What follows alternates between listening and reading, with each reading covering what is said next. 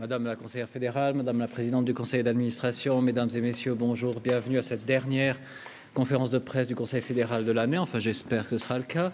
En tout cas, dernière conférence de presse suite à une séance ordinaire du Conseil fédéral. J'ai quelques informations à vous donner en prélude à cette conférence de presse. La première concerne simplement un communiqué que vous allez encore recevoir dans quelques instants. Vous recevrez cet après-midi un communiqué encore sur le rapport du Conseil fédéral en réponse au postulat Lustenberger, faciliter l'échange de données entre autorités fédérales et cantonales. Ça vous parviendra, j'imagine, dans les minutes qui suivent. Ensuite, avant que vous me posiez la question, parce que j'ai déjà eu un certain nombre de téléphones à ce sujet depuis la fin de la séance du Conseil fédéral concernant la politique européenne, je vous donne l'information suivante. Il y a effectivement eu une première discussion sur la base du rapport intermédiaire du groupe de travail sur les questions institutionnelles au Conseil fédéral. Le Conseil fédéral, en la matière, considère que, contrairement aux critiques qui ont été émises par l'Union européenne, les accords bilatéraux sont correctement appliqués par la Suisse. Le Conseil fédéral a aussi constaté qu'il a des divergences de vues avec l'Union européenne concernant les demandes que celle-ci a formulées, les autres demandes qui ont été formulées, et il poursuivra sa discussion sur ce sujet dès l'année prochaine. Donc, plus d'informations sur ce sujet, je ne peux pas vous livrer pour l'instant, mais c'est une première prise de position que je vous livre.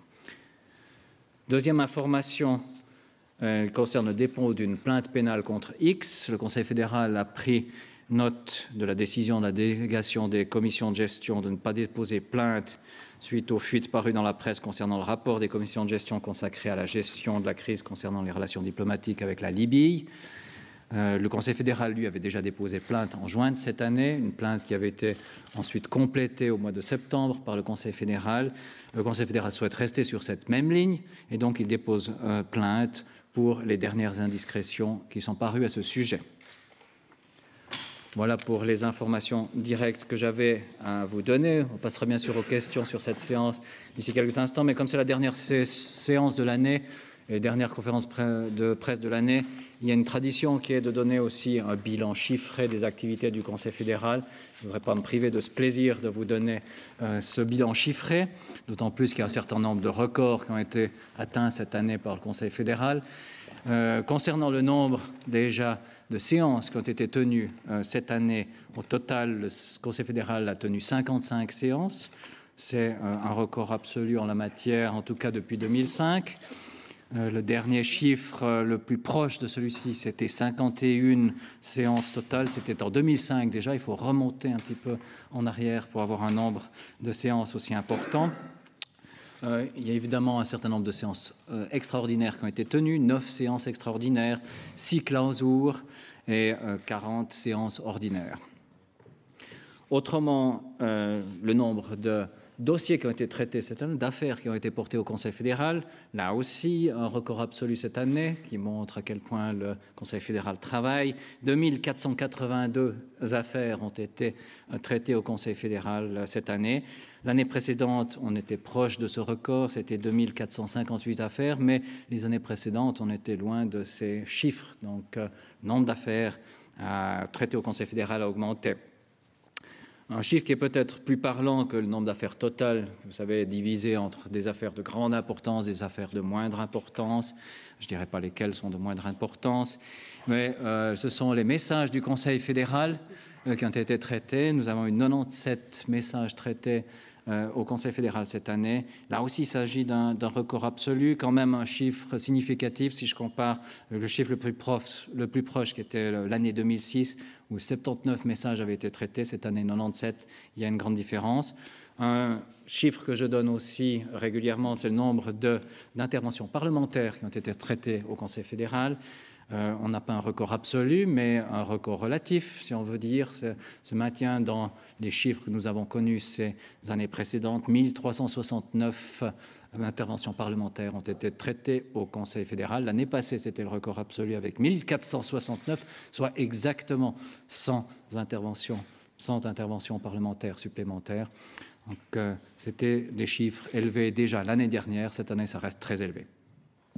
Voilà pour le bilan chiffré que je voulais vous donner encore avant de vous donner la parole et de voir si vous avez des questions complémentaires concernant cette séance du Conseil fédéral qui s'est déroulée ce matin. Après, nous passerons au thème de cette conférence de presse. Y a-t-il des questions? Oui, Madame. War die Elfenbeinküste ein Thema an der Bundesratssitzung und allfällige Ausreiseempfehlungen? Nein, nur die Außenministerin, also Bundesrätin Frau Kalmire, hat eine kurze Information über die Situation in diesem Land dem Bundesrat gegeben. Es gab keine Diskussion zu diesem Thema. D'autres questions? Si ce n'est pas le cas, je pense qu'on peut passer au thème du jour.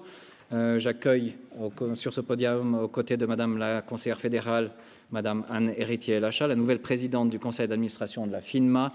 Nous allons traiter 3 thèmes lors de cette conférence de presse. Tout d'abord, le mandat de négociation avec l'Allemagne et la Grande-Bretagne qui a été décidé ce matin par le Conseil fédéral. Ensuite, la question des propositions de loi liées au problème du too big to fail. Et enfin, la nomination de Madame Héritier-Lacha à la présidence du conseil d'administration de la FINMA. Je passe tout de suite la parole à Madame la conseillère fédérale. Une précision avant qu'elle prenne la parole. Étant donné le peu de temps que soit Madame Héritier-Lacha, soit Madame la conseillère fédérale ont à disposition, nous ne pourrons pas faire des interviews bilatérales après cette conférence de presse. Nous prendrons par contre, je pense, toutes les questions ici en plénum. Madame Héritier s'exprimera en français, Madame la conseillère fédérale en allemand, donc il y en aura pour toutes les langues. Prenez du son et posez vos questions ici en plénum, s'il vous plaît. Je vous remercie de votre compréhension. Madame la conseillère fédérale, vous avez la parole. Ja, geschätzte Frau Präsidentin, Herr Simonazzi, geschätzte Damen und Herren, wir haben 3 Bereiche unseres Departements heute aus 3 Bereichen Geschäfte gehabt. Eines ist das Verhandlungsmandat mit Deutschland und England. Das wurde heute verabschiedet vom Bundesrat. Das als erstes. Wir haben festgelegt, innerhalb welcher Parameter wir verhandeln werden. Das werden wir jetzt möglichst zügig vorantreiben. Und dann die Frage der Abgeltungssteuer, der Regularisierung unversteuerter Gelder und der Abgeltungssteuer für die Zukunft mit Deutschland und England verhandeln in den nächsten paar Monaten. Das ist das erste Geschäft gewesen, das der Bundesrat aus dem EFD heute verabschiedet hat, das mitteilungsbedürftig ist. Dann das zweite, das ist die Too Big to Fail Problematik beziehungsweise die Vernehmlassung Too Big to Fail. Sie wissen, was an sich die Ursache dieser Too Big to Fail Diskussion ist. Das war die ganze Geschichte mit der UBS, aber auch mit den Banken in der ganzen Welt, in Europa vor allem auch. Wir haben damals eine Expertenkommission eingesetzt, der Bundesrat. Die Expertenkommission hat 2-mal einen Bericht erstattet, einmal einen Zwischenbericht, dann Ende September dieses Jahres einen Schlussbericht. Und wir haben diesen Schlussbericht zur Grundlage genommen für unsere Vernehmlassungsvorlage, zur Grundlage genommen dann wahrscheinlich auch für die Botschaft. Wir haben also das Grundkonzept der Expertenkommission beibehalten, haben es aber auf Gesetzesstufe detaillierter ausgestaltet. Wir haben auch Bereiche klarer jetzt umschrieben, im Wissen darum, dass wir einen Teil auf Gesetzesstufe machen werden und den nächsten Teil selbstverständlich dann auf Stufe bundesrätlicher Verordnung, soweit es dann detaillierte Regelungen sind. Wir haben insbesondere klarer umschrieben, wie die Umsetzung der Leverage Ratio erfolgen soll, also das Verhältnis Eigenmittel zur Bilanzsumme, in welchen Jahren das aufgeschafft werden soll beziehungsweise aufgeöffnet werden muss. Bis wann? Bis Ende 2018 spätestens. Und wir haben auch, und das war eine Diskussion, die sich dann auch im Zusammenhang mit der Expertenkommission, mit dem Bericht ergeben hat, wir haben uns auch Gedanken gemacht über organisatorische Bestimmungen. Was für organisatorische Bestimmungen braucht es, um in einer schwierigen Situation bei einem Unternehmen die systemrelevanten Funktionen weiterführen zu können und die anderen dann eben abzustoßen. Das war die Diskussion, die sich auch gestellt hat im Zusammenhang mit der UBS. Wir sehen jetzt im Gesetz vor, gewisse organisatorische Maßnahmen, subsidiär, falls die Banken selbst, die Großbanken selbst nicht solche in ihrem Konzept haben, also dass man dann den systemrelevanten Teil abtrennen könnte, die beispielsweise die Kundenbeziehungen eben weiterführen kann, die KMU weiter mit Geld versorgen kann. Wenn das nicht von den Banken selbst gemacht würde, wäre subsidiär die FINMA zuständig, dann das auch durchzusetzen. Wir sehen auch vor in dieser Vorlage ein Vergütungssystem, also für den Fall, dass trotz all dieser Maßnahmen, die wir jetzt vorsehen und die eigentlich verhindern sollten, dass eine solche Situation wieder eintreten könnte, wie sie bei der UBS war im 2008, wenn trotzdem, und man hat nie eine 100%ige Sicherheit mit aller Regelung nicht, wenn eine solche Situation wieder eintreten sollte und ein Unternehmen, eine Großbank finanzielle Unterstützung brauchen würde, ich sage es wirklich jetzt alles im Irreales, weil ich hoffe, dass das nie mehr so sein wird, aber dann würden wir vorsehen, dass der Bundesrat auch in das Vergütungssystem der Bank eingreifen könnte oder konkret an der Bank vorschreiben könnte, dass solange sie Bundesmittel zur Verfügung hat, also Staatsmittel zur Verfügung hat, beispielsweise keine variablen Entschädigungen ausbezahlt werden können. Das war ja die Diskussion, die sich gestellt hat im Zusammenhang mit der UBS, wo der Staat sich sehr stark investiert hat, die Nationalbank auch, und dann Boni eigentlich korrekt ausgezahlt wurden, weil wir keine Möglichkeit hatten, gesetzlich, um hier in irgendeiner Form dann einzugreifen. Das möchten wir vorsehen. Was wir auch vorsehen möchten, ist, dass anstelle des notwendigen Eigenkapitals oder mindestens in einem Teil des notwendigen Eigenkapitals diese sogenannten COCOs, die Pflichtwandelanleihen, bedingte Pflichtwandelanleihen, ausgegeben werden können. Das ist ein neues Instrument. Man kennt das in gewissen Ländern, aber es ist noch nicht ein ganz etabliertes Instrument. Aber es scheint uns, dass es eine Möglichkeit ist, die Eigenmittel dann aufzustocken und eben entsprechend auch zu wandeln, wenn es notwendig wird. Wir werden diese COCOs, diese Pflichtwandelanleihen, wie andere Obligationen und Geldmarktpapiere auch, wir schlagen das vor jetzt in der Vernehmlassung, dass wir diese von der Stempelabgabe befreien. Das könnte es erschweren, dass man solche Anleihen ausgibt, wenn man eben diese Stempelabgabe noch drauf hat. Und zwar darum, weil im Ausland auf Obligationen, auf Geldmarktpapiere keine Stempelabgaben erhoben werden. Und wir haben natürlich Interesse daran, dass wenn COCOs ausgegeben werden, dass diese in der Schweiz ausgegeben werden, weil wenn es dann zur Notwendigkeit einer Wandelung kommen würde, ist es sinnvoll, wenn diese Papiere in der Schweiz sind und nicht im Ausland. Das ist, denke ich, im Konzept der einzig richtige Weg. Wir lassen den Unternehmen Zeit für den Aufbau zusätzlichen Eigenkapitals, zusätzlicher Eigenmittel und eben auch für den Aufbau solcher COCO-Bestände. Sie sollen das sukzessive aufbauen können, müssen das aber bis spätestens Ende 2018 dann realisiert haben. Das ist so die Zeitspanne. Selbstverständlich hoffen wir, dass wir das früher haben, aber das ist einfach die Limite. Bis dann muss das umgesetzt werden. Das vielleicht zur Frage too big to fail. Wir haben jetzt die Vernehmlassung heute eröffnet. Wir halten uns selbstverständlich an die 3-monatige Vernehmlassungsfrist, weil wir da ja immer wieder auf Vorwürfe erhalten. Wir gehen aber trotzdem davon aus und hoffen es auch, dass also wir werden im April die Botschaft verabschieden, der Bundesrat, Botschaft too big to fail. Und wir gehen davon aus, dass das Parlament, die erste Kammer, diese Vorlage im Juni 2011 beraten wird und die zweite Kammer dann im Oktober noch beraten wird, weil es uns ein großes Anliegen ist, wie vielen Parlamentarierinnen und Parlamentariern auch, dass wir das nächstes Jahr wirklich auch über die Bühne bringen. Mit dem heutigen Parlament, das ja auch die ganze Situation 2008 miterlebt hat und gesehen hat, in was für einer schwierigen Situation wir waren. Das ist ein sportliches Programm. Wir haben das gemacht, was wir tun konnten. Der Bundesrat hat gesagt, wir werden bis Ende, und das war jetzt, das muss ich sagen, das war eine rechte Anstrengung, das noch hinzukriegen. Wir haben es geschafft bis jetzt Ende Dezember bzw. Ende Jahr. Jetzt ist es am Parlament, aber wir zählen darauf, dass das Parlament mit der gleichen sportlichen Leistung das dann auch durch das Parlament durchbringen wird und dass wir das behandeln können nächstes Jahr und abschließen können. Das zum Timing, wie das weitergehen soll. Merci, Madame la Conseillère fédérale. Je propose que nous fassions une petite pause avec vos questions concernant ces deux sujets. Ensuite, nous passerons au troisième sujet. Je prends le premier des sujets qui a été évoqué concernant le mandat de négociation avec l'Allemagne et la Grande-Bretagne. Y a-t-il des questions sur ce thème-là?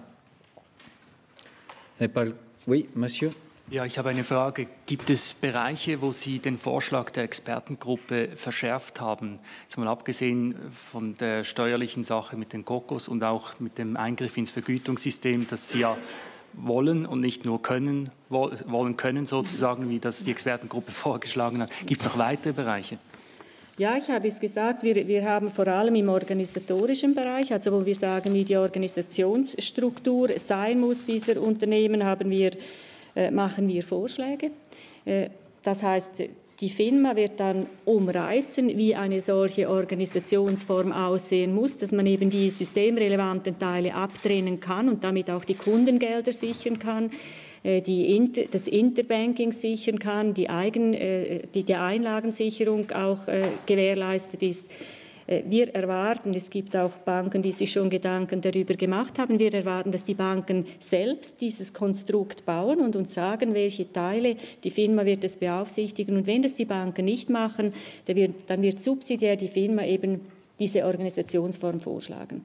Und die FINMA wird das jetzt auch noch genau umreißen, damit das auch schriftlich dann zu Papier gebracht ist, wie das aussehen soll. Das ist das eine.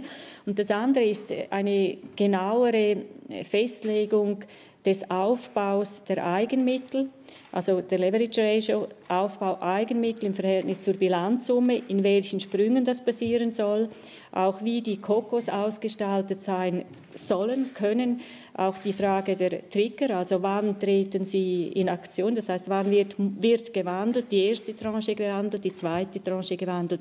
Das wird jetzt klar ausgeführt, auch aus dem Gesetz bereits ableitbar. Und im Expertenentwurf, das ist immer eine Frage, aber die Expertenkommission hat gesetzliche Bestimmungen formuliert, die zwar in der Ausführung dann auch so gedacht waren, oder zum Teil, sage ich jetzt einmal, so gedacht waren, aber sie hat es noch nicht auf Gesetzesstufe genommen. Und wir sind der Auffassung, dass man die Grundprinzipien dieser Abläufe auf Gesetzesstufe haben muss. Das muss das Parlament konkret auch behandeln können. Und dann, was wirkliche Ausführungsmodalitäten sind, das werden wir dann auf Verordnungsstufe, bundesrätliche Verordnung noch machen. Aber auch bereits in der Diskussion im Parlament sagen, wie sehen dann die noch detaillierten Regelungen aus. Ich denke, dann hat man ein Bild und weiß genau, was passieren soll. Wir möchten ja eine Lösung haben, die sicherstellt, dass die volkswirtschaftlichen Risiken nicht mehr bestehen, aber trotzdem auch eine Lösung, die genügend Handlungsspielraum belässt, auch den Finanzinstituten. Das muss ja auch unser Ziel sein. Also es muss ein Spagat, eine gut ausgewogene Lösung sein. Wir denken, wir haben sie jetzt gefunden. Merci, Madame la Conseillère fédérale. Je fais un deuxième essai. Peut-être ça marche la deuxième fois. Est-ce qu'il y a des questions concernant le mandat, concernant la Grande-Bretagne et l'Allemagne? Oui, Monsieur Jeanneret. Par rapport à ce mandat, Madame la Conseillère fédérale, est-ce que le taux de 35% fait partie encore de ce qui serait considéré comme acceptable par le Conseil fédéral pour le niveau de cet impôt à la source? Ich kann Ihnen keine Details dieses Verhandlungsmandats bekannt geben. Ich sage, wir haben jetzt das Verhandlungsmandat, wir haben ganz klar festgelegt, in welchem Rahmen wir verhandeln werden, und das Ergebnis werde ich Ihnen dann bekannt geben. ich möchte mich jetzt nicht, das wird noch ausgehandelt. Oder auch die Frage, wie hoch dann 25, 30, 35%, das ist Verhandlungsspielraum, den wir haben. Y a-t-il encore une deuxième question concernant ces mandats? Monsieur Burkhalter? Strebt man noch mit weiteren Staaten solche Einzellösungen an oder gibt es eine offizielle Stellungnahme der EU inzwischen auf diese, sage ich mal, Einzelfallregelungen? Also wir streben selbstverständlich auch mit anderen Staaten solche Lösungen an. Wir sind auch in Gesprächen. Es ist ein Bereich, der von der EU nicht geregelt ist. Also dieser ganze Finanzbereich, Steuerbereich ist ja nicht EU-Regelung unterworfen, soweit es im Rahmen der EU-Regelungen bleibt. Und von daher gibt es auch hier keinen Konflikt. Also wir können in diesem Bereich, wie wir das jetzt definiert haben, auch mit anderen Staaten verhandeln. Und wir machen das auch. Mit wem? Oh, das ist jetzt nicht Diskussion im Moment. Ich werde das auch, sobald wir... Schauen Sie, ich denke, es ist besser in solchen Bereichen, wenn man zwar sagt, wir sind daran, wir werden Ihnen gerne auch, und zwar bald, Resultate produzieren, kommunizieren, aber es ist nicht sehr sinnvoll zu sagen, was wir noch alles im Sinn hätten und was man auch noch tun könnte. Und dann lese ich morgen in der Zeitung, Sie machen das, Sie machen das, Sie machen das. Oder das kann es nicht sein. Also wir sind daran. Wir versuchen, gute Lösungen zu realisieren und ich werde Sie informieren, sobald wir die ersten Resultate auch haben. Noch eine Frage zu diesem Verhandlungsmandat. Ja, Monsieur Britschki. Auf welchen zeitlichen Rahmen wurde das Verhandlungsmandat ausgestellt? Also wir gehen davon aus, dass wir mit 2 Staaten bis im Frühjahr Lösungen haben werden. Ich sage jetzt nicht bis im April, Mai oder bis wann, sonst fragen Sie mich am 30. April, haben Sie diese? Also im Frühling. Y a-t-il encore une question concernant le mandat? Ce n'est pas le cas, on peut passer aux questions concernant too big to fail, les questions complémentaires. Oui, monsieur? Oui, Willy Boller du Temps. À propos des cocos, un des arguments du Conseil fédéral pour introduire un volet fiscal, c'est de dire qu'il y a une insécurité juridique. Est-ce qu'il n'aurait pas été possible d'éviter le volet fiscal en demandant simplement que ça soit en droit suisse et imposer les cocos en droit suisse pour éviter ce problème-là? Et deuxième question à propos du volet fiscal, vous voulez que le Parlement soit rapide, mais est-ce que vous ne pensez pas qu'en introduisant un volet fiscal au-delà de too big to fail, puisque ça concerne les obligations, aussi le droit de timbre en général, ça va compliquer les débats au Parlement et ralentir la procédure?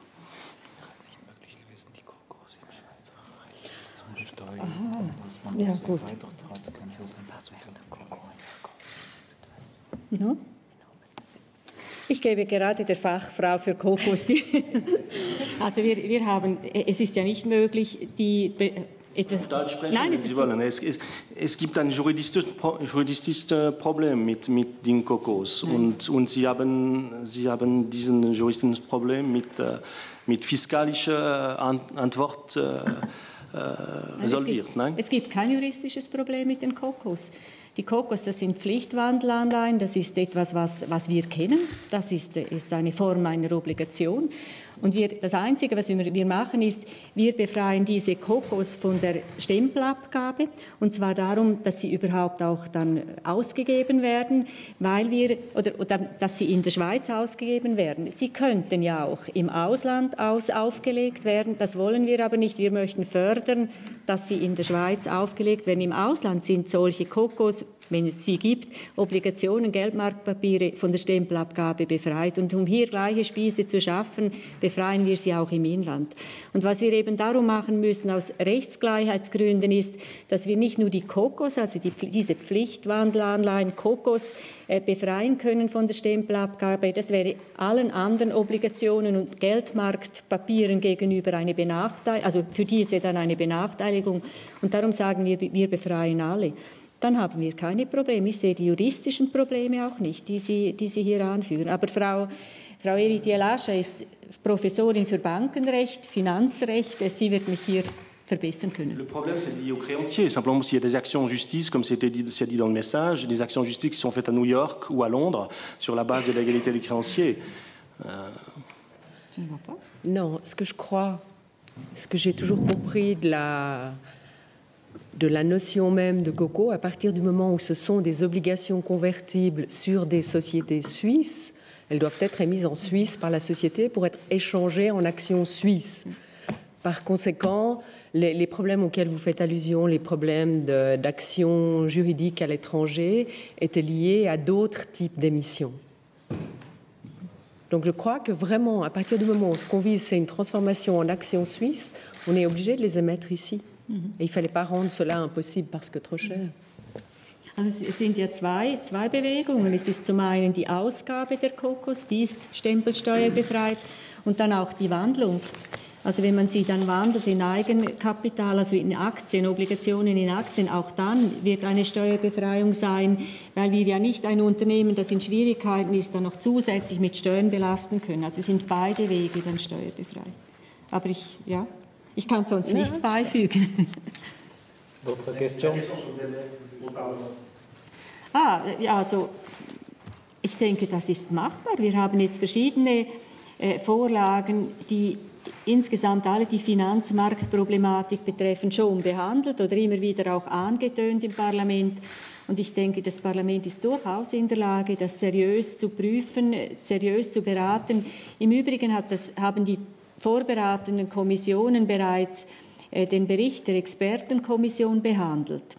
Also diskutiert auch die einzelnen Instrumente in diesem Bericht. Und das sind ja zum Teil oder zu einem großen Teil die gleichen Instrumente. Ich habe gesagt, was dazukommt. Also von daher ist es auch nicht eine neue Materie.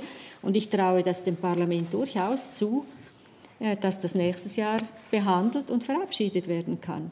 Im Gegenteil, also man hat uns auch in der Kommission gesagt, von verschiedenen Parlamentarierinnen und Parlamentariern, der Bundesrat müsste doch wohl in der Lage sein, bis Ende Jahr diese Botschaft, das heißt die Vernehmlassungsvorlage, zu bringen, damit Sie dann nächstes Jahr das Geschäft erledigen könnten. Und ich denke, wir haben jetzt unseren Job gemacht und das andere hoffe ich, dass es geht.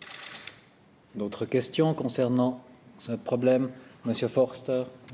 Es gab ja zwei Hauptkritikpunkte am Bericht der Expertenkommission. Das eine war die zu lange Frist, die den Banken eingeräumt wird, zur Umsetzung. Da haben Sie offenbar ein Jahr abgeknipst. Und die zweite Kritik war das Eigenkapital, zu wenig hohes Eigenkapital, vor allem von links. Sind Sie dort auch entgegengekommen? Also die verlangen eine Leverage Ratio von 10% und ich weiß es nicht, was die Kommission sagt. Wollen Sie Antwort geben? Also wir haben auch dort die Regelungen angepasst und ich denke, das, was wir jetzt haben, ist eine Mittellösung, eine gute Lösung. Wir werden jetzt sehen, was in der Diskussion herauskommt. Wir sagen, dass bis zu 19% Eigenkapital bestehen muss für Banken mit hohem Risiko. Also es wird ja abgestuft. Es gibt die Banken systemrelevant und dann ist es noch risikobasiert noch abgestuft.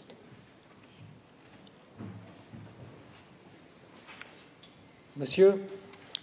Frau Bundesrätin, gibt es auch Vorschläge der Expertenkommission, die Sie nicht berücksichtigt haben, die ganz rausgefallen sind? Und zweitens, erwarten Sie in der Vernehmlassung Widerstand von den Banken oder der Bankiervereinigung? Also zum Ersten, wir haben diese Grundpfeiler der Expertenkommission haben wir ja aufgenommen. Das ist die Frage der Eigenmittel, wir haben sie etwas anders definiert, dann die Liquiditätsvorschriften und dann die Risikodiversifikation. Das waren die drei Hauptpfeiler bei der Expertenkommission.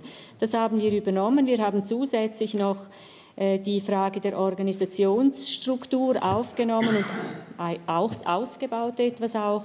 Wir haben in dem Sinne nichts weggelassen, sondern wir haben es noch angereichert und noch klarer definiert. Also etwas mehr Fleisch am Knochen, aber ohne so detailliert zu sein, dass es dann Verordnungscharakter hätte. Das ist Widerstand. Also ich denke, wenn man sachlich diese Vernehmlassungsvorlage jetzt anschaut und sich überlegt, was man damit eigentlich will, nämlich die Risiken, soweit das vernünftig ist, minimieren in diesem Bereich, ohne die entsprechenden Institute allzu sehr zu beeinträchtigen, die in einem gewissen Rahmen ja handlungsfähig sein müssen, dann gibt es meines Erachtens nicht viele, aber Sie wissen das ja selbst, ich kann dann morgen in den Zeitungen lesen, was alles nicht gut ist, nehme ich an. Also es wird Kritik geben und wir werden das dann entsprechend auch würdigen und versuchen dort, wo es gute Vorschläge gibt, diese auch noch einzubauen, aufzunehmen. Das ist jetzt ein Vorschlag, ich meine ein guter Vorschlag. Wenn es noch bessere Ideen gibt, dann werden wir diese selbstverständlich prüfen. Monsieur Wretzki. Sie haben es ja selbst gesagt, diese sogenannten COCOs sind neu, noch nicht ganz etabliert, haben Sie heute formuliert. Und da stellt sich ja die Frage, und das ist ja auch im Markt so eigentlich besprochen und kritisiert worden, ist es sinnvoll, hier eine Lösung vorzuschlagen, die in einem gewissen Nebel sich bewegt, sagen doch Kenner der Materie, eine Lösung ist so gut, wie sie simpel und einfach erfassbar ist. Ist bei dieser Diskussion jetzt auch mal diskutiert worden, dass man auf diese COCOs oder Couscous oder wie sie immer heißen, ganz verzichtet und eine einfache, klare Lösung trifft? Also es gibt ja keine Pflicht, solche COCOs auszugeben. Das Unternehmen kann die Eigenmittel in irgendeiner Form sicherstellen. Die COCOs sind eine Möglichkeit, dass man Fremdkapital hat, das dann gewandelt wird in Eigenkapital, wenn es notwendig ist, weil man die Eigenmittel nicht mehr hat. Aber es ist niemand verpflichtet. Das ist eine Möglichkeit, mit diesem Instrument zu fahren. Und schauen Sie, als wir diese Pflichtwandelanleihe bei der UBS, als wir dieses Rettungspaket gemacht haben, angewendet haben, hat man auch etwas erstaunt reagiert in gewissen Kreisen, aber es hat sich ja bewährt. Also wir haben dann noch relativ guten Gewinn damit gemacht. Also von daher, das Instrument als solches ist ein gutes Instrument. Es ist auch ein überzeugendes Instrument, weil es immer dann Eigenkapital, Eigenmittel zur Verfügung stellt, wenn es notwendig ist, und sonst ist es Fremdkapital. Oder? Das scheint mir richtig. Die Frage ist natürlich, wie nimmt das der Markt auf? Aber das ist denke ich, auch eine Frage der Bedingungen, die man mit diesen COCOs hat, also auch des Gewinns, den man mit diesen COCOs machen kann. Das wird sich einspielen. Ich denke, das ist ein richtiger Weg, ein guter Weg. Ist im Übrigen auch von den Fachleuten in dieser Expertengruppe als guter Weg, gute Möglichkeit. Eben nicht eine zwingende, also es muss niemand, aber es ist eine Möglichkeit. Encore des questions sur ce thème? Oui, Monsieur. Ja, ich wollte gerade an dem Punkt noch mal einhaken, weil das deckt sich nicht ganz mit meinem Verständnis des Expertenvorschlags. Also ich habe das so in Erinnerung, dass die zweite Tranche der COCOs über den 13 bis 19% sehr wohl als COCOs gehalten werden müssen. Dass es da eben nicht die Wahlmöglichkeit gibt. Also es gibt diese drei Kategorien und der Puffer sozusagen kann wahlweise das eine oder das andere sein, aber diese anderen 6 müssen ja dann COCOs sein, und bei der gegebenen Risikostruktur und Bilanzgröße von Credit Suisse und UBS zum Beispiel würde das ja aber für beide Banken heißen, sie müssten eben 6% Eigenkapital in Form von COCO-Bonds irgendwie auftreiben. Also wenn Sie Eigenmittel sonst haben, nicht? Die Frage ist, ob Sie die Eigenmittel sonst halten können. Ja. Nein. Autre question sur ce thème? Oui, Monsieur Jeanneret. Par rapport aux mesures d'accompagnement fiscal, à combien se chiffreraient les pertes ou les manques à gagner en termes de recettes fiscales sur le droit de timbre? Est-ce que c'est selon vous une étape vers une suppression nécessaire totale du droit de timbre, de toutes ses composantes? Die Frage der Reduktion oder Abschaffung der Stempelabgabe, das ist eine Frage, die man schon lange diskutiert. Sie mögen sich erinnern, das war schon 2003, 2004 im Zusammenhang mit dem Steuerpaket, Kantonssteuerreferendum, das war dort schon ein Thema. Man hat dann auch gesagt, man möchte diese Stempelabgabe sukzessive reduzieren, auch um die Wirtschaft etwas zu unterstützen. Und ich denke, das, was man hier macht, das ist durchaus vertretbar. Es wird Mindereinnahmen geben in der Größenordnung von 160 bis 190 Millionen aus heutiger Berechnung, wobei ein Teil dieser Mindereinnahmen wieder kompensiert wird durch Ausgaben, die von der öffentlichen Hand, die auch Anleihen ausgibt, also Obligationen ausgibt, ja auch nicht mehr bezahlt werden müssen. Also konkret, wenn Kantone solche Anleihen haben, dann müssen sie diese Stempelabgabe an sich auch bezahlen. Und wir haben berechnet, dass dort dann 30 Millionen Franken weniger Ausgaben anfallen bei anderer öffentlicher Hand. Also so wird es irgendwo dann etwas zu relativieren sein. Aber es sind Mindereinnahmen, das ist so. Aber wir denken, dass wir damit auch den Markt etwas anstoßen können. Encore une question sur ce thème? Ce n'est plus le cas, donc on passe au troisième thème de cette conférence de presse, la nomination de Madame Héritier-Lachat. Tout d'abord, Madame la conseillère fédérale s'exprimera, ensuite Madame Héritier-Lachat, je vous demande quand même de rester, par politesse, ce serait sympathique, et nous prendrons vos questions à la fin. Merci. Ja, also Frau Héritier-Lachat sitzt jetzt neben mir, also Sie werden jetzt nicht verwundert sein, dass sie die neue Präsidentin des Verwaltungsrats der FINMA ist. Ich gebe Ihnen einfach kurz ein paar Daten zu dieser Person. Frau Héritier-Lachat ist seit 2005, sie war 2005 Mitglied der EBK, ist dann Mitglied des Verwaltungsrats der FINMA geworden, Ende 2008. Sie ist Juristin, sie ist Dr. Jur, sie ist Professorin für Banken- und Finanzrecht an der Uni Genf und sie ist auch freie Anwältin, Rechtsanwältin. Sie ist im Bankenbereich eine ausgewiesene Fachfrau und sie ist auch eine ausgewiesene Spezialistin für Geldwäscherei. Sie kennt das Funktionieren von Regulatoren. Sie ist sehr, sehr stark auch in diesem Regulationsbereich tätig gewesen, Fachfrau in diesem Bereich. Sie hatte bereits vor einigen Jahren in der Übernahmekommission gearbeitet, damals noch als einfache Juristin, 1993 bis 1998 und ist dann Mitglied dieser Übernahmekommission geworden im Jahre 2000, ist dann auch Vizepräsidentin dieser Kommission gewesen. Sie hat eine enorm breite Erfahrung und ich habe durch Gespräche mit Frau Héritier-Lachat wirklich erfahren, dass sie nicht nur enorm kompetent ist, sondern eben auch in der Argumentation sehr stark, in der fachlichen Argumentation sehr stark, inhaltliche Argumentation stark. Und sie geht auch auf diese Art und Weise, also sachlich, fachlich, argumentativ stark an Probleme heran. Ich denke, das ist das was wir hier jetzt bei der FINMA brauchen. Sie legt auch Wert, und das ist für mich auch wichtig, sie legt Wert auf eine gute Zusammenarbeit aller im Finanzbereich tätigen Verantwortungsträger, also konkret SNB, FINMA und EFD.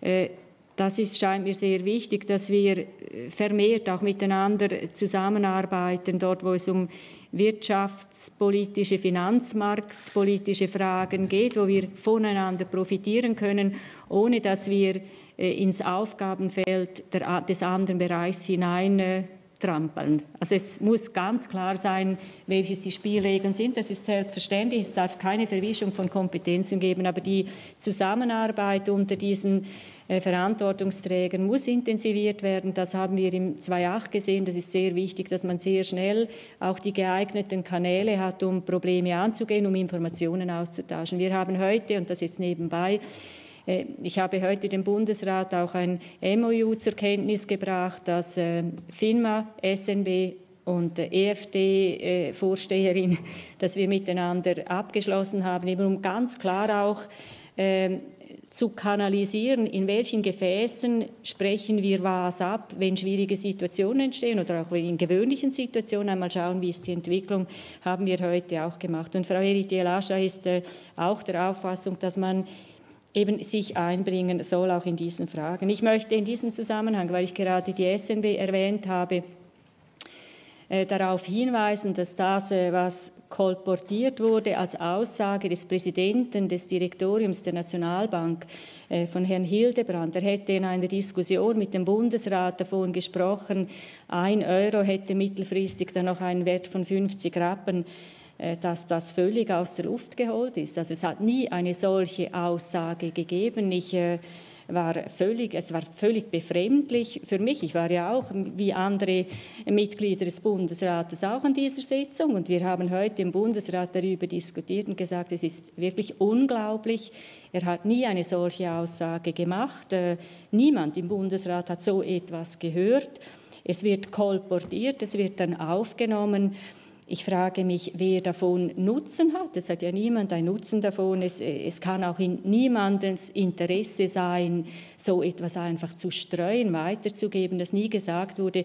Aber ich sage das hier darum nicht, um irgendwie da eine Schelte von mir zu lassen, sondern einfach, weil man sich der Konsequenzen einer solchen Aussage bewusst sein muss. Also das hat Irritationen überall ausgelöst. Eine Aussage, die nicht erfolgt ist, wird plötzlich zum Thema, und zwar nicht nur in unserer Schweizer, also Entschuldigung, nicht nur, das meine ich nicht wertend, also nicht allein in der Schweizer Presse, sondern überall.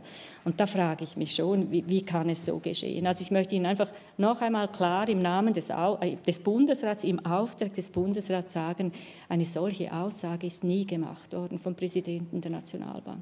Einfach zu Ihrer Information. Aber jetzt gehen wir wieder rüber zur Frau Präsidentin der FINMA, des Verwaltungsrats der FINMA, Frau Eritje Lascha. Warum gerade Sie? Es ist auch nicht so, dass es keine anderen Kandidatinnen und Kandidaten gegeben hätte. Das möchte ich Ihnen auch sagen. Ich werde Ihnen aber nicht sagen, wer die anderen Kandidatinnen und Kandidaten waren, damit Sie das auch bereits nicht mehr fragen müssen. Warum habe ich heute Frau Eritje Lascha dem Bundesrat vorgeschlagen? Warum hat der Bundesrat diese Wahl vorgenommen? Weil wir überzeugt sind, dass wir mit Frau Eritje Lascha eine Person haben, die äußerst kompetent ist, die unabhängig ist, die nirgends irgendwo Verflechtungen hat, die schwierig werden können. Eine sehr überlegte Frau, aber auch eine Frau, die sehr mutig ist, die entscheidungsfreudig ist. Und wir sind überzeugt, dass die FINMA, die eine unabhängige Instanz sein muss, unabhängige Institution sein muss, unabhängig auch von der Politik, dass die FINMA eben eine solche Person braucht, die wirklich frei, unabhängig, kompetent jetzt dieser Behörde vorstehen kann. Das ist unser Anspruch gewesen, eine solche Person zu finden. Und ich bin sehr glücklich, dass Frau Eritje Lascha nach einem sehr langen Gespräch sich bereit erklärt hat, diese Funktion zu übernehmen. Und vielleicht kann ich, Madame Eritje Lascha, je vous donne la parole. Merci. Vous pouvez répondre à des questions. Avant de répondre à des questions, j'aimerais juste faire quelques courtes remarques préalables. Tout d'abord, Madame la conseillère fédérale, Mesdames, Messieurs, je tiens à remercier le Conseil fédéral de sa confiance. J'espère qu'elle est bien placée. Je suis prête à me mettre avec énergie au travail à partir du 1er janvier 2011. Je me réjouis aussi de continuer à pouvoir travailler avec un conseil d'administration que je connais, avec une direction que je connais aussi, à la nomination de laquelle j'ai collaboré en partie, et aussi avec tous les collaborateurs de la FINMA, dont la compétence est largement reconnue. Il s'agit pour moi d'un défi, mais j'ai une relativement longue carrière professionnelle et j'en ai déjà relevé un certain nombre. Donc je pense que j'arriverai aussi cette fois. En tout cas, j'y mettrai l'énergie et le temps nécessaire. On vous a dit au début que je ne donnerai pas d'interview bilatérale ou d'une autre manière. La raison en est simple. D'abord, je prends mes fonctions seulement le 1er janvier 2011. Mais surtout, je me réjouis de partager mes premières expériences avec vous à la première conférence de presse, la conférence annuelle habituelle de la FINMA en mars 2011, que ça n'aurait même pas à attendre 100 jours, contrairement aux nouveaux nominés habituels. Je suis prête à répondre à vos questions, si vous en avez.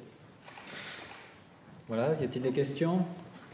Soit Madame la conseillère fédérale, soit Madame Lascha. Oui. Héritier Lascha, je suis désolée. Pardon. Alors j'aimerais juste préciser ça encore une fois. Je m'appelle Héritier Lascha, sans trait d'union. Je suis héritier, mon mari est Lascha, nous sommes mariés depuis 35 ans. Mais...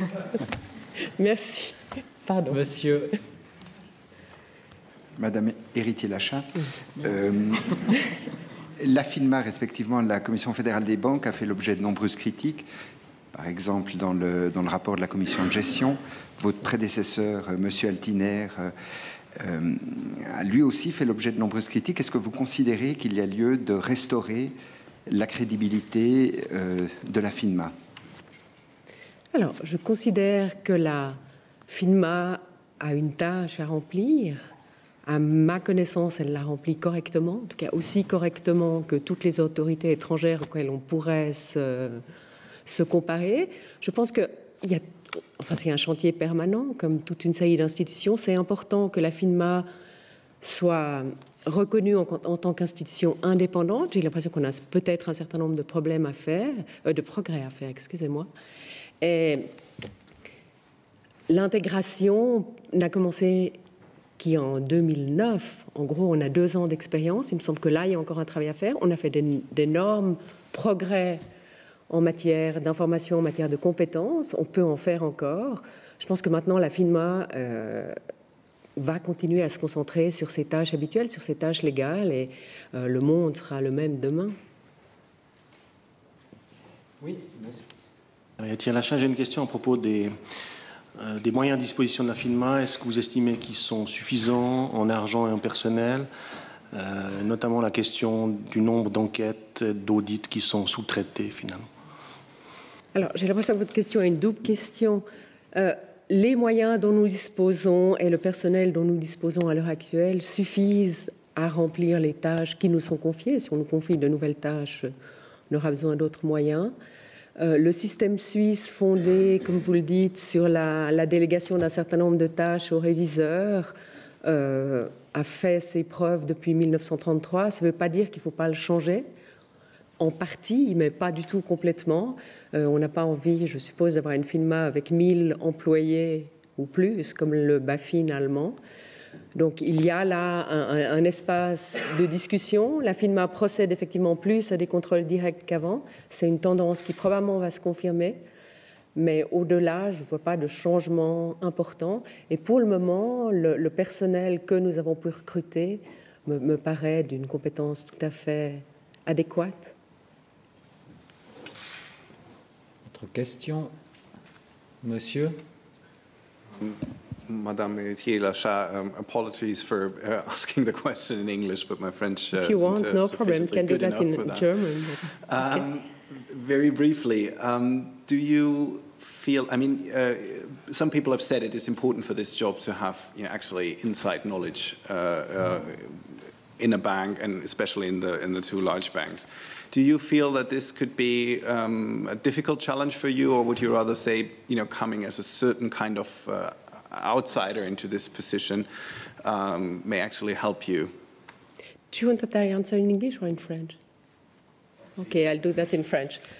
Ce que je crois, c'est que je n'ai effectivement pas d'expérience bancaire directe.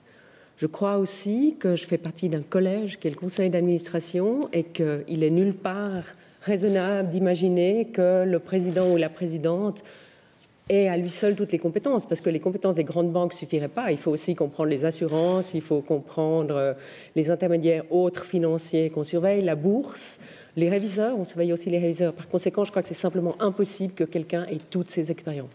Par contre, et pour moi c'est vraiment important, il faut que le conseil d'administration soit composé de manière équilibrée, mais aussi de manière variée, de façon à ce que ces compétences se retrouvent au niveau du Conseil, ce qui permettra 2 choses. La première, c'est d'avoir des discussions et des décisions intelligentes et éclairées au sein du Conseil. Et la deuxième, et pour moi c'est tout aussi important, mais c'est peut-être parce que j'ai beaucoup écrit sur la gouvernance d'entreprise, ça permettra au Conseil d'avoir une position de contrepoids efficace à la direction étant elle-même compétente. Voilà ce que je dis. Oui, monsieur. Ist es möglich, diese Frage noch sozusagen weiterzuleiten an die Frau Bundesrätin? Wie wichtig war Ihnen jetzt in diesem Fall, dass eben diese Nähe zu den Instituten nicht vorhanden ist, dass das Insiderwissen insofern nicht dann ein Handicap werden könnte irgendwann?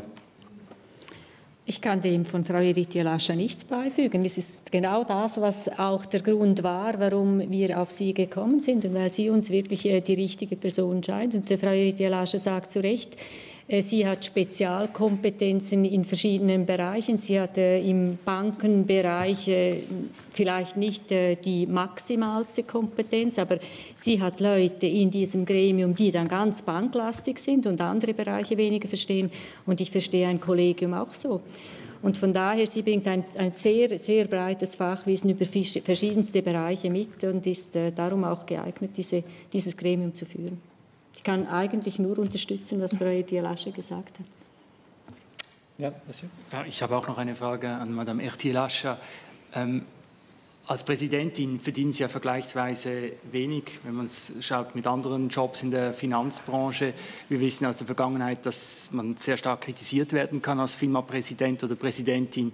Und Sie haben jetzt erzählt, was Sie alles für Voraussetzungen mitbringen. Aber mich nimmt trotzdem noch Wunder, was hat Sie auch persönlich motiviert? Sind Sie sich dessen bewusst, dass Sie sich da vielleicht in Teufels Küche begeben? Sind Sie vielleicht auch etwas masochistisch veranlagt, wenn ich so zugespitzt fragen darf? Alors, deux choses. C'est vrai que je sais où je vais. Je sais quel genre d'activité j'ai accepté.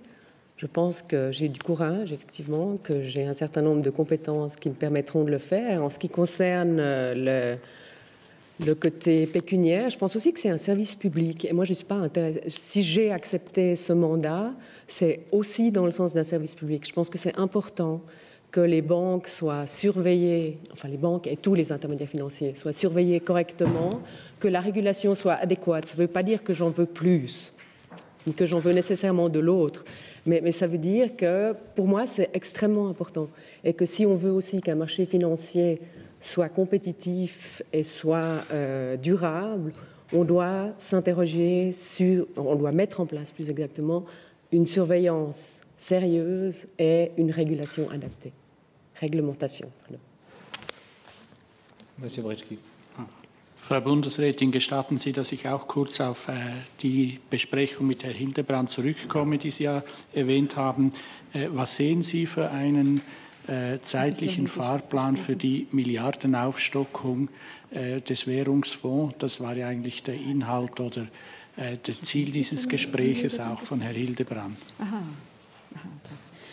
Jetzt habe ich studiert, welche Besprechung ich mit Herrn Hildebrand gehabt habe. Ich muss immer aufpassen, dass nicht wieder irgendetwas geschrieben steht. Also, Herr Hildebrand war bei uns im Bundesrat und hat das Übliche, was jedes Jahr einmal passiert, mindestens einmal Bericht erstattet, wie das aussehen soll. Und ich kann Ihnen aus dieser Diskussion sonst nichts mitteilen, weil das sind vertrauliche Diskussionen. Das ist ja, meine Frage zielt ja nicht auf diese Diskussion, sondern auf die Folgen daraus. Es geht ja darum, dass ja die Schweiz Milliardenaufstockung machen müsste. Das hat eine gewisse zeitliche Dringlichkeit, die Sie ja vertreten. Und mich nimmt Wunder, wie Sie jetzt bei den neuen Voraussetzungen, was jetzt in der Zwischenzeit alles passiert ist, diese zeitlichen Ablauf in ungefähr sehen. Also es geht hier um die neue Kreditvereinbarung, die Sie ansprechen, wo die Schweiz eventuell, sage ich jetzt einmal, das letzte von 22 Ländern sein könnte, das ratifizieren sollte. Jetzt muss ich das wieder so sagen. Bis jetzt haben noch 4 Staaten noch nicht ratifiziert neben der Schweiz.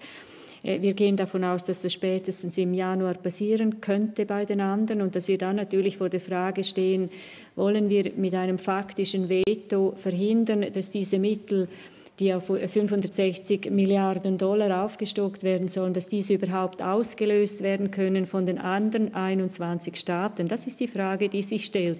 Es ist nicht die Frage, wie es jetzt diskutiert wird über unsere Mitgliedschaft im Exekutivrat, IWF, über sinnvoll oder nicht sinnvoll aufzustocken. Diese Frage stellt sich gar nicht. Die einzige Frage, die sich stellt, ist, wollen wir als Schweiz praktisch ein Vetorecht wahrnehmen oder nicht? Und das war auch der Grund, warum wir dieses Geschäft zuerst in die APK und dann auch in das Büro des Parlaments gebracht haben, um das zu diskutieren. Und zwar auch aus der Erfahrung, die wir im Zusammenhang mit der UBS gemacht haben, wo man uns berechtigterweise den Vorwurf gemacht hat, wir wären zu wenig transparent gewesen, hätten zu wenig informiert. Und darum wollte ich dem Parlament bzw. den Kommissionen ohne irgendwie, wie das irgendwo zu lesen war, ich neige nicht zu Emotionen in solchen Fällen, sonst schon, aber dort nicht. Also ohne in irgendeiner Form etwas schwarz zu malen, einfach zu sagen, das wären die Konsequenzen, wenn. Und wenn die politisch verantwortliche Behörde, das ist die Legislative und die Exekutive in diesem Fall zusammen, wenn wir das so, diese Verantwortung übernehmen können, wollen, dann ist das ein Entscheid, den man zu akzeptieren hat. Das Parlament hat dann ja entschieden, dass nicht jetzt, das heißt der Ständerat hat das mit ganz klarem Mehr gut geheißen, die Ratifikation. Also es ist jetzt noch eine Kammer, die noch darüber gehen müsste. Ich kann Ihnen nicht sagen, wie die Situation sich im Januar präsentieren wird. Wenn es so sein sollte, dass wir dann vor der Frage stehen, einziges Land, das noch nicht ratifiziert hat, dann gibt es zwei Möglichkeiten. Dann kann der IWF sagen, wir erklären, dass diese Kreditvereinbarung, die neue Kreditvereinbarung, dass die Schweiz aus diesem Konstrukt, aus diesem Vertrag hinausfällt. Das hätte andere, nicht ganz einfache Konsequenzen. Oder man kann sagen, wir müssen diese Frage noch einmal angehen, aber das Parlament muss letztlich den Entscheid fällen. Diesen Entscheid kann der Bundesrat nicht fällen. Das ist die Situation. Und dann wird man im Januar sehen, ob sich das so präsentiert oder ob es neben der Schweiz noch andere Länder hat, die auch noch nicht so weit sind. Und dann kommt noch die Frage, werden diese Mittel überhaupt ausgelöst? Also müssen sie ausgelöst werden oder nicht?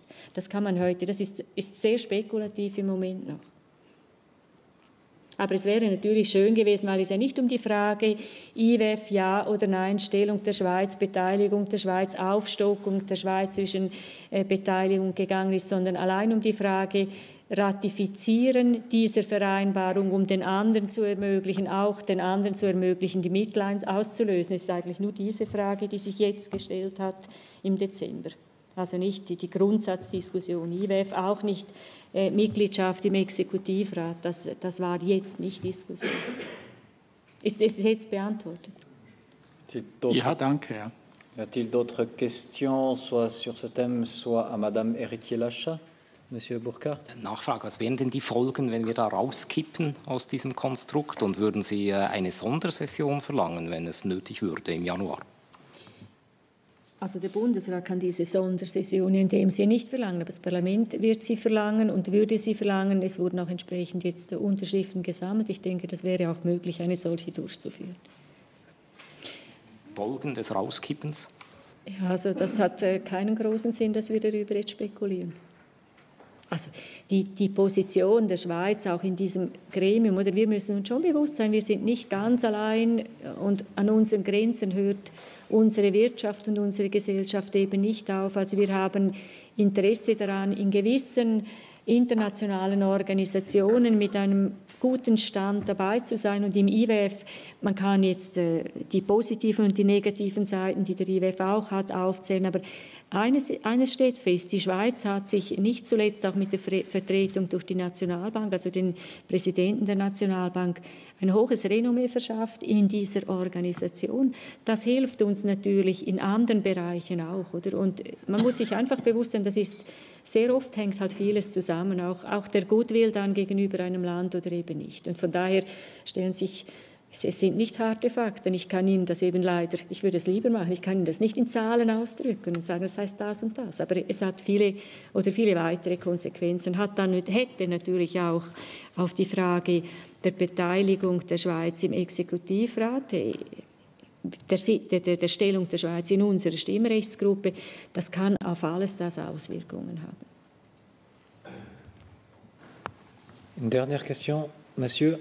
Ja, ich habe noch eine Frage an Frau Héritier-Lachat. Ist es richtig, dass Sie Mitglied der Sozialdemokratischen Partei sind? Und wenn ja, erwarten Sie deswegen irgendwelche Widerstände aus der Finanzbranche? Alors, ma réponse est oui. Je suis effectivement membre depuis très très longtemps du Parti socialiste suisse. Excusez-moi. Je suis complètement indépendante tant du Parti socialiste suisse que des assujettis que d'autres tiers. Je suis aussi indépendante de toute une série d'autres gens impliqués dans ce milieu. Et je suis persuadée que cette orientation finalement personnelle n'a eu aucun effet ou aucune incidence dans le choix qui a été fait. Et je peux vous garantir que je suis complètement indépendante à l'égard du Parti socialiste. Ich kann Ihnen sagen, wir haben das erste Mal, als wir diskutiert haben, Frau Héritier-Lachat und ich, 2 Stunden, wir sind beide nicht auf die Idee gekommen, irgendetwas nach Parteizugehörigkeit zu fragen. Weder Sie mich noch ich Sie.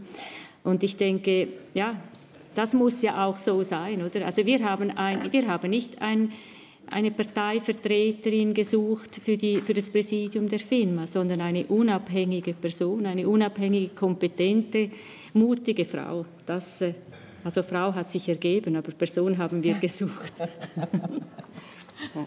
Y-a-t-il d'autres questions? Plus de questions. Je vous remercie. Je vous souhaite d'excellentes fêtes Et à l'année prochaine, bien sûr.